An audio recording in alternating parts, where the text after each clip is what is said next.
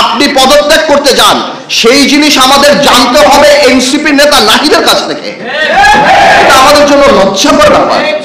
আজকে আপনি যে সংস্কারের কথা বলছেন, সাধারণ মানুষের কি সংস্কারের একটা প্রস্তাব আপনি নিয়ে আসছেন?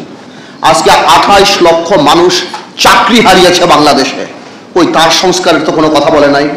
আজকে ব্যবসায়ীরা হাহাকার করতেছে, এনবিআর দিয়ে এবং বিভিন্ন সংস্থা দিয়ে তাদেরকে শেষ করে ফেলাচ্ছেন, গার্মেন্টস বন্ধ হয়ে যাচ্ছে, ওই তাদের কথা বলার কোনো জায়গা নাই। আজকে নূর এখানে বসা, নূর জানে ইউনূস সাহেব যখন ক্ষমতায় আসছিল, আমরা প্রথমে যে বলেছিলাম আপনি রাজনৈতিক বা জাতীয় সরকার করার দরকার নাই, তবে অন্তত পক্ষে আপনি 4-5 জন উপদেষ্টা নেন যাদেরকে মানুষ চিনে, যারা মানুষের সাথে আপনার মাঝখানে যে দূরত্বটা সেটা বোঝাতে পারে। কিন্তু আপনি আমাদের সেই কথা শুনেন নাই। আজকে আপনার যে উপদেষ্টারা আছে তাদের অর্ধেক উপদেষ্টার নাম বাংলাদেশের মানুষ বলতে পারে না। তারা জানে না যে তাদের ভাগ্য কার দ্বারা নির্ধারিত হচ্ছে, কার দ্বারা ঠিক হচ্ছে। আপনার আরেকটা সোর্স অফ পাওয়ার ছিল কারা? আপনার আরেকটা সোর্স অফ পাওয়ার ছিল, যেটা আমার ভাই রাশেদ বলে গেল, যে আর্মি। আজকে কেন আর্মির এইভাবে কথা বলতে হয়? আর্মির সাথে দূরত্ব কে সৃষ্টি করেছে? রাজনৈতিক দলের সাথে দূরত্ব কে সৃষ্টি করেছে? আজকে অনেকেই আমাকে জিজ্ঞেস করে, পার্থ ভাই আপনারা ডিসেম্বরে নির্বাচন চান না? ডিসেম্বরের কথা তো আমরা বলি নাই, আপনি বলেছেন ইউনূস সাহেব জাতির সামনে ডিসেম্বরের কথা। আমরা বলেছি আপনারা সেই ওয়াদা আপনি রাখেন, আমাদের মুখ থেকে ডিসেম্বরের কথা আসে নাই। আজকে করিডোরের কথা শুনে কনফিউশন কে ক্রিয়েট করেছে? আমরা তো কনফিউশন ক্রিয়েট করি নাই। এই করিডোরের ইস্যু ইউনূস সাহেব আপনি নিয়ে আসছেন। আজকে কষ্ট লাগে, আজকে কষ্ট লাগে। আপনার প্রেস সচিব বলে নির্বাচন কবে? জানুয়ারিতে হতে পারে, ফেব্রুয়ারিতে হতে পারে, মার্চে হতে পারে, এপ্রিলে হতে পারে। এটা কোনো ধরনের কথা? আপনি জাতিকে কি একটা লটারির মধ্যে ফেলে দিবেন? যে আজকে আপনার আপনি বলছেন আপনি সংস্কার করবেন। কিসের সংস্কার? এনসিপি কে ক্ষমতায় আনার সংস্কার, এনসিপি কে ভালো করার সংস্কার। দেখুন, এনসিপির প্রতি আমাদের দুর্বলতা আছে। এই যে বৈষম্য বিরোধী ছাত্র আন্দোলন, এদের প্রতি আমাদের দুর্বলতা আছে। আমি ব্যক্তিগতভাবে চাই, যদি এত বড় একটা সংসদ সামনে আসবে, তারা যদি ঠিক করে পলিটিক্স করে সামনে আসতে পারে, আইল বি মোর দ্যান হ্যাপি। আমি শিওর আমার এখানে যারা বয়স আছে তারা হবে। কিন্তু তারা যে প্রথম থেকে প্রত্যেকটা রাজনৈতিক দলকে আক্রমণের মুখে রেখেছে। এই যে একটা কথা তারা বলে যে বিএনপি আওয়ামী লীগ মুদ্রার এপিট আর ওপিট, আমরা আওয়ামী লীগরা বা অন্যান্য দলরা আমরা নাকি মুদ্রার এপিট আর ওপিট। ওনারা কোন কারণে এই কথা বলে? আজকে কি বিএনপি বাংলাদেশে 1400 লোক হত্যা করেছে? বিএনপি কি লক্ষ কোটি টাকা পাচার করেছে? বিএনপি কি 3টা জাতীয় সংসদ নির্বাচন, দিনের নির্বাচন রাতে করেছে? মাথায় রাখতে হবে, আওয়ামী লীগ কোন রাজনৈতিক দল না। Awami League is a criminal enterprise. BNP আর আমরা রাজনৈতিক দল। আজকে বিএনপিকে আমি ধন্যবাদ জানাই যে বিএনপির মতো এত বড় একটা রাজনৈতিক দল, হয়তো ইলেকট্রাল রেটে আমরা ওরকম ইম্পর্টেন্ট নাও হতে পারি, কিন্তু রাজনীতিতে হয়তো আমরা রেলিভেন্ট।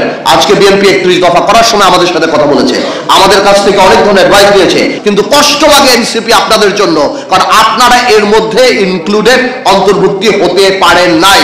আপনাদের দম্ভ, আপনাদের অহংকারের জন্য। মনে রাখবেন, সরকার চালানো আর সরকার নামানো এক জিনিস না।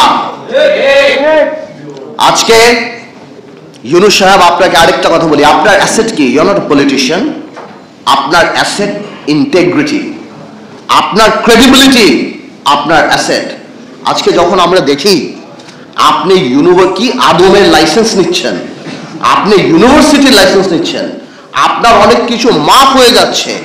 আপনার ওখানে যে উপদেষ্টারা বসা, সেই উপদেষ্টারা রাত্রেবেলা এনসিপির সাথে বসে, সেখানে বসে কোন কফি হাউসে বসে সবকিছু ঠিক করছে।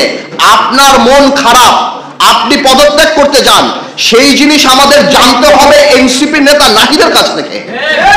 এটা আমাদের জন্য লজ্জাকর ব্যাপার। আপনি আজকে যে পারমিশনগুলি নিয়েছেন, এই পারমিশনগুলি হয়তো কোনো একটা গণতান্ত্রিক সরকার আসলে আপনি নিতে পারতেন, কিন্তু আজকে নিয়ে আপনার ইন্টিগ্রিটি অ্যাটাক করার, আপনার ইন্টিগ্রিটিকে প্রশ্নবিদ্ধ করার কোনো দরকার ছিল না। এই জন্য আমরা বলতে চাই, আমরা জানি আপনি রাজনীতিবিদ না, আমরা জানি আপনার আশেপাশে রাজনীতিবিদ নাই। আপনি এখন নির্বাচনের ডেটটা দিয়ে দেন বাংলাদেশে। আমরা সবাই বলছি যে ডিসেম্বরের মধ্যে নির্বাচনটা আপনি যদি দিয়ে দেন, এই দেশে সবকিছু একটা লাইনের মধ্যে চলে যায়। আজকে ব্যবসায়ীরা ইনভেস্ট করে না কোথাও, তারা মনে করে ভাই ইলেকশনের পর কি হবে, প্রশাসন কারা আসবে, কোথায় কি হবে, চাকরি বাকরি ব্যবসা থেকে আরম্ভ করে সবকিছু আপনি একটা কনফিউশন মধ্যে আপনি ফেলে দিয়েছেন বাংলাদেশে। আজকে আমাদের কষ্ট লাগে, আমি রিপিট করতে চাই না, অনেকেই বলে আপনি বিদেশের মাটিতে কত বড় মিসলিডিং ইনফরমেশন দেন। আপনি বলে একটা বিএনপির মতো একটা রাজনৈতিক দল ছাড়া আর কেউ চায় না। তো আপনি তো ওই রাজনৈতিক দলটার দৈর্ঘ্য হওয়ার প্রস্থের কথাও জাপানে বলে দিতেন যে ওই রাজনৈতিক দলটা কত বড়, ওই রাজনৈতিক দলটার সাপোর্টেই আপনি যে ওই চেয়ারে বসে আছেন, ওই রাজনৈতিক দলটার সঙ্গেই যুগপৎ আন্দোলনে আমরা সবাই ছিলাম। তাহলে এত বড় মিসলিডিং ইনফরমেশন আপনি দিতে পারেন না। আমরা জানি নির্বাচন দিলেই সব সমস্যার সমাধান হবে না, নির্বাচন দিলেই সবকিছু শেষ হবে না, বাট নির্বাচনেই জনগণকে ক্ষমতায়ন করার একমাত্র এবং নির্বাচনেই বাংলাদেশের সবচেয়ে বড় সংস্কার। আর বাকি যা সংস্কার সেটা সময়ের ব্যাপার। ইউনূস সাহেব 17 বছর বাংলাদেশের মানুষ ভোট দেয় নাই, আপনি মানুষের ক্ষমতাটা মানুষের হাতে দিয়ে দেন, মানুষ আপনাকে সবসময় স্মরণ রাখবে এবং আমরাও আপনাকে শ্রদ্ধার সাথে স্মরণ রাখবো। আমি আগেও বলি ইউনূস সাহেব, পলিটিক্স আর ইকোনমিক্স এক না, পলিটিক্সে 2 আর 2 22 হয়, ইকোনমিক্স